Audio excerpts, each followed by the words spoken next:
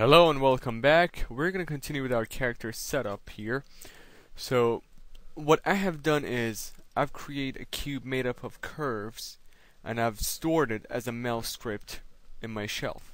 So you can do that through creating a polygon cube and then snapping the vertices of the curves to it and continuing until you get a box basically. So and then you go to your editor and whatever it says over here, you select, drag it to your shelf, and there you have a Mel script. Okay, so without further ado, let's go on and create the cubes for the hands.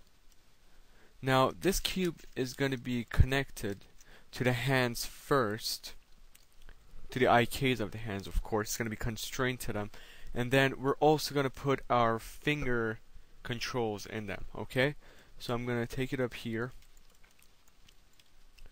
I'm going to put it right on the hand. I'm going to rescale it, make it a little bigger, and make sure it's correctly placed.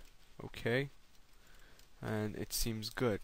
I'm going to duplicate it, Control D for PC, and I'm going to take it to the other hand right here and make sure it's correctly placed. Okay, now I'm gonna select the box first and then shift select the IK, and I'm gonna go to constraint point. I'm gonna make sure maintain offset is checked.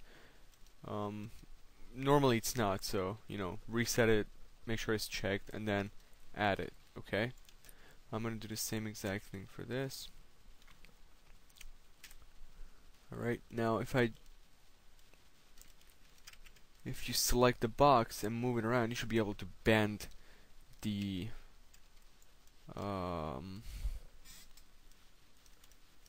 elbow. Okay, so that seems good. Now I'm gonna go to the side view. I'm gonna do the same thing for the feet, but before I do that, I want to teach you something else. What I'm going to do is I'm going to create a bunch of joints to control the feet. Okay, so I'm going to go to my joint tool. I'm going to create a joint right here. I want to make sure it's exactly at the ankle of the foot. Okay, I'm going to take it here, make sure it's exactly on the toe. Take it back right here, make sure it matches the other joint, and make sure it's the same size. So check the size first.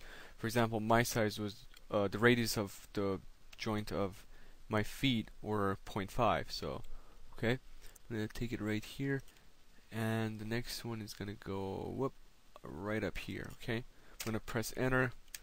Now I'm gonna go to my perspective. I'm gonna make sure it's exactly on the joints of the feet. I'm going to duplicate it and I'm going to take it right here. Okay, now what I'm going to do is I'm going to hide the model first. I'm going to make the joints as a reference, and because I don't want to touch them by mistake, what I'm going to have to do is I'm going to parent each IK to the joint that's right next to it. Okay, make sure it's the new joints that you just made, the joints, not the joints of the feet, but the new ones. Okay, so I'm gonna select the IK first, shift select the joint, and press P to parent them. Do the same thing with this. Whoops, making sure. Okay, just make sure it's the right joint.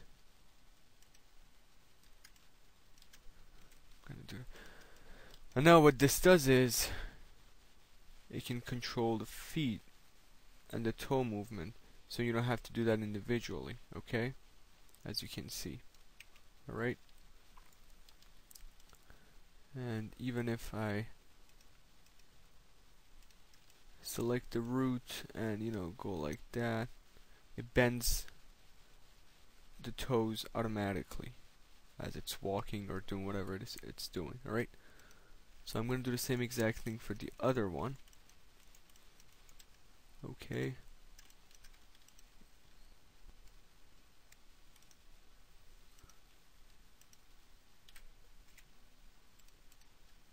Just take your time with this and make sure you're doing it correctly, and then definitely check it. Alright, it looks good. Okay. Now, create boxes for the feet.